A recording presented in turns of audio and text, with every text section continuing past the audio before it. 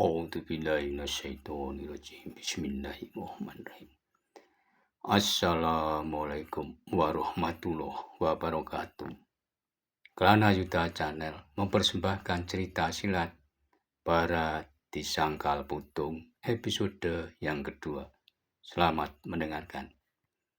Bertiupnya angin malam yang begitu dingin di sebuah bulak perdu tidak membuat dinginnya pertempuran antara orang yang berbau kekar tetapi agak gemuk dengan lawan-lawannya.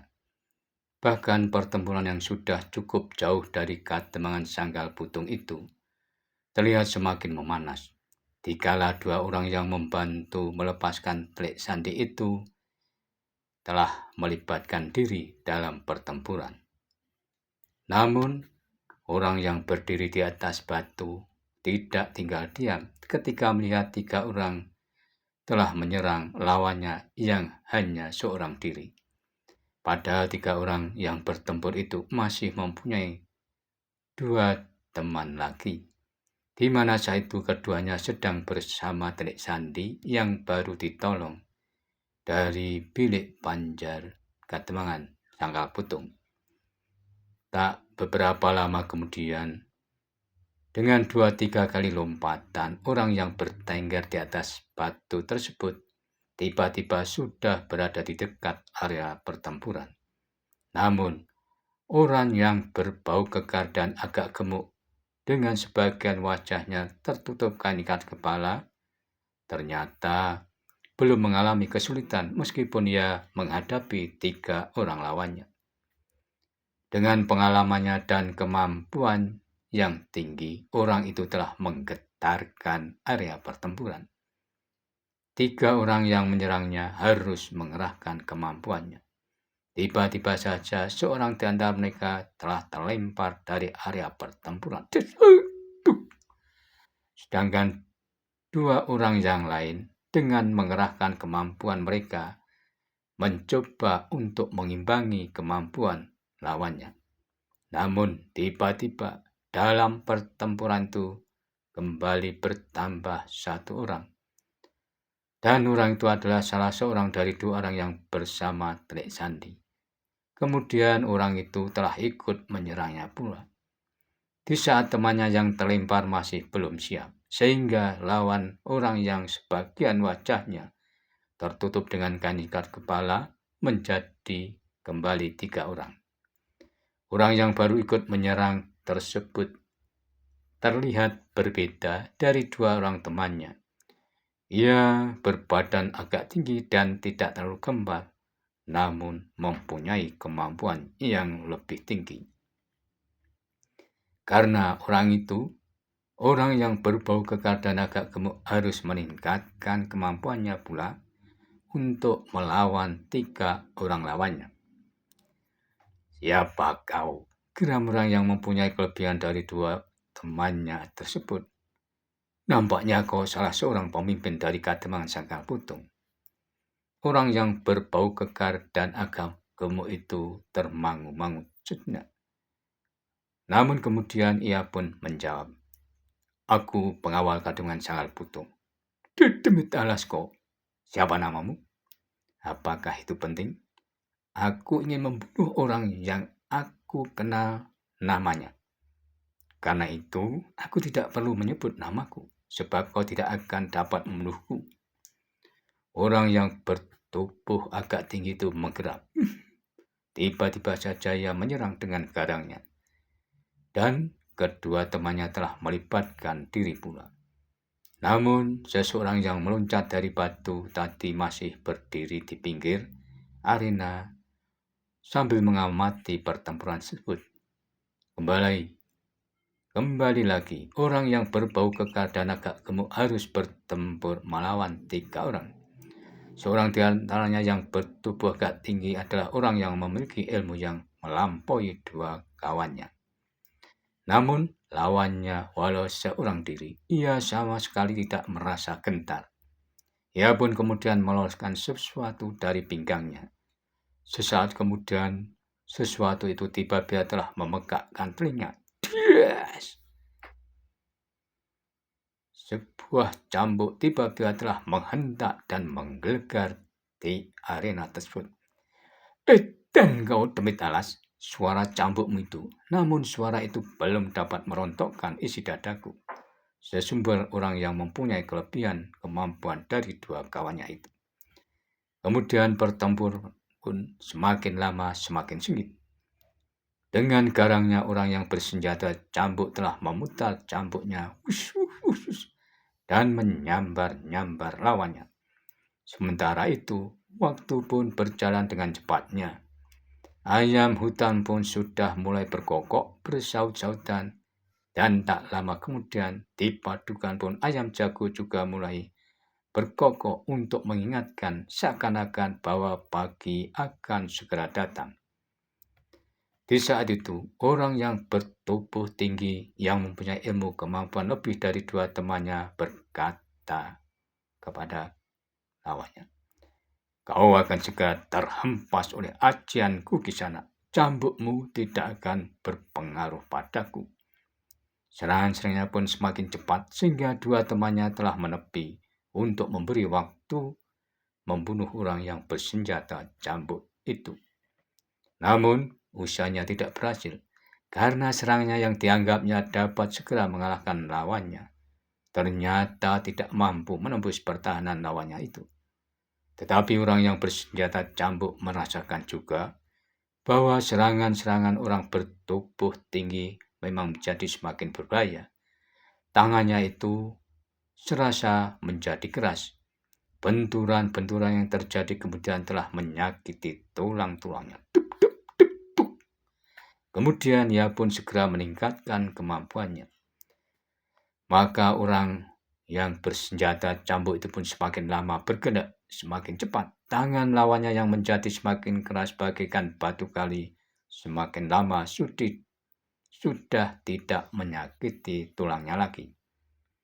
Ternyata lawannya yang bersenjata itu cukup berpengalaman. Di saat kekuatan ilmu yang tersalur di tangannya tidak mempanterat lawannya, maka ia pun harus mengakui bahwa lawannya yang berbadan agak gemuk itu ternyata tidak saja sekedar memiliki kemampuan kewadakan, namun juga menguasai unsur-unsur yang sukar untuk ditebak. Kemudian orang itu berkata dalam hati, hanya seorang pengawal saja sudah memiliki ilmu yang tinggi, apalagi dengan pemimpin pengawalnya. Namun jika orang itu mengetahui dengan siapa ia berhadapan, maka ia pun tidak bergumam seperti itu. Rupanya kau menjadi ragu-ragu di sana, bertanya orang yang menyebut dirinya pengawal Kademangan Sangkal Putung itu.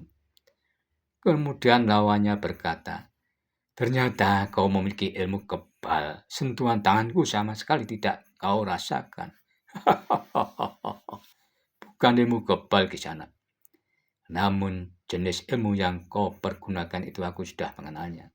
Sehingga kerasnya seranganmu itu dapat aku alihkan dengan perasaan yang biasa saja bagaikan terkena tipukan batu kerikil.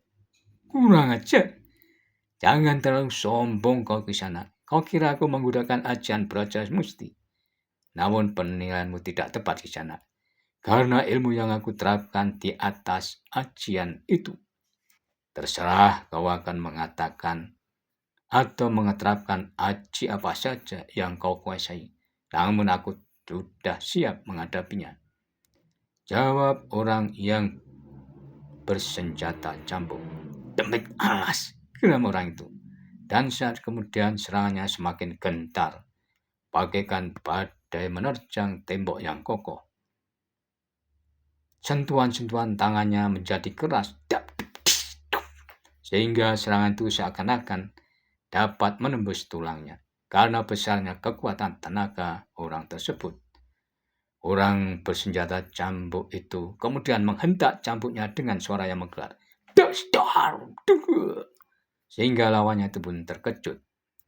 Ia merasakan suara cambuk yang menggelegar itu. Kekuatannya lebih kuat dibandingkan hentakan-hentakan sebelumnya. Orang yang menguasai ilmu pukulan sekeras batu kali pun menjadi semakin malas. Maka segera ia mengerahkan tenaga dan kemampuannya. Namun lawannya dengan lincah dan cepat mampu menghindari serangan-serangannya. Orang itu pun tidak mempunyai pilihan lain kecuali harus menggunakan senjatanya. Maka ia pun telah menarik pedangnya yang berwarna kebiru-biruan karena tajamnya.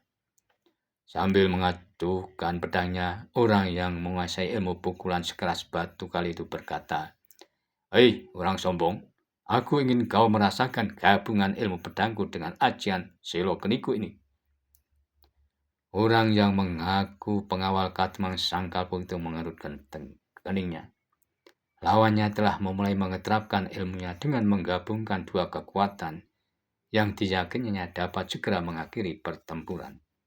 Oleh karena itu, ia pun tidak boleh gegabah dan harus berhati-hati karena ia tidak mempunyai ilmu kebal. Latihannya yang sangat keras saja yang dapat mengatasi rasa yang dianggap menyakiti tubuhnya itu.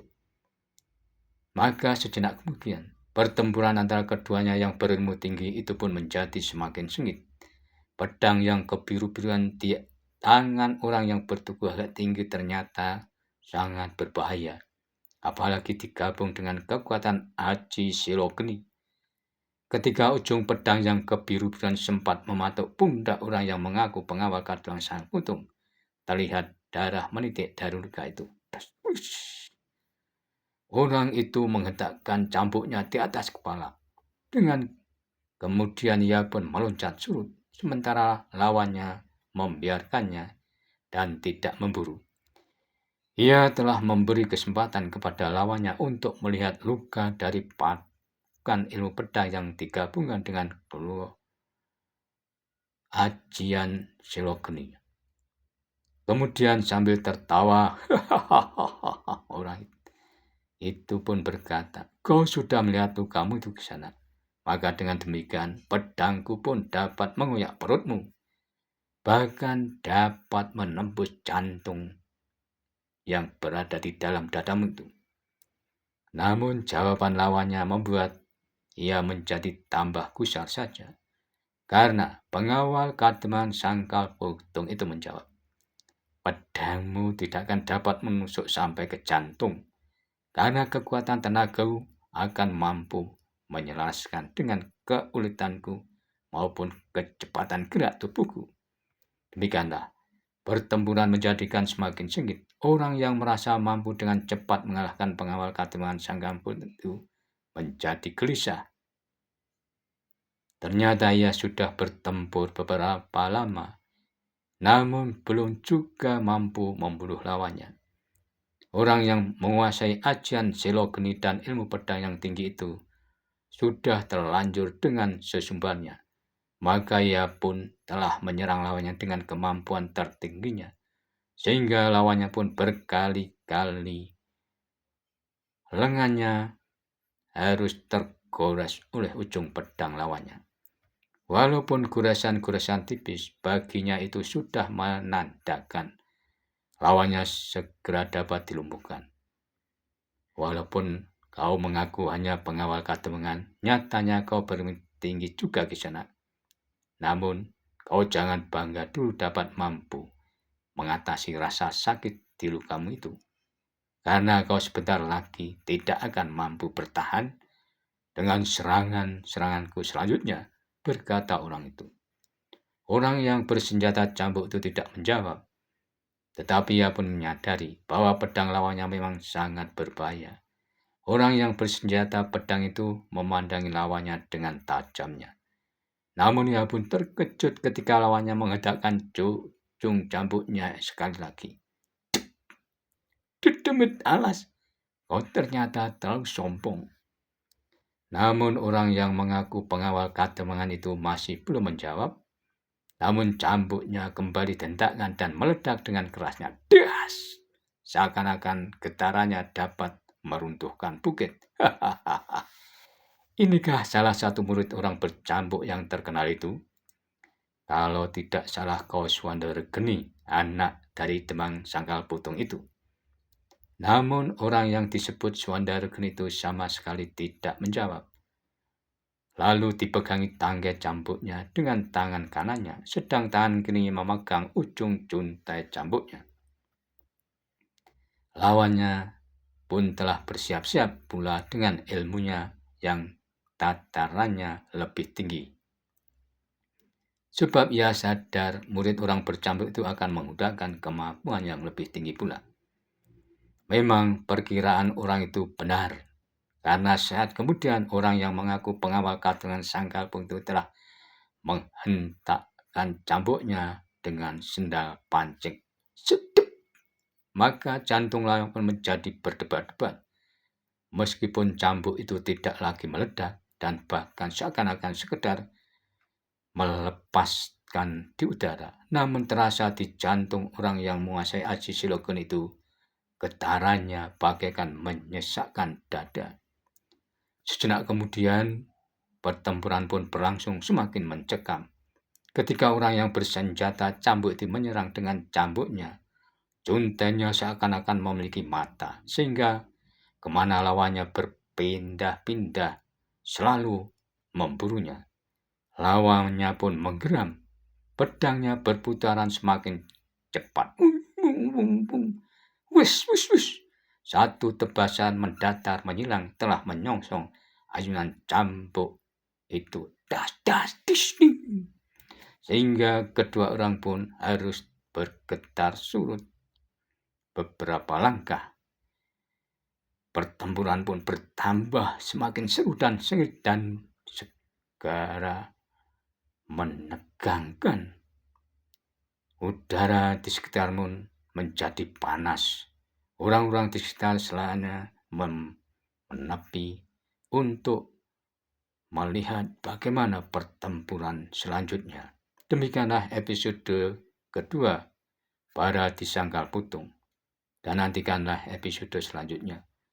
Namun bila mana ada yang berkenan, subscribe, like, serta berkomentar, dipersilahkan. Terima kasih. Sampai jumpa.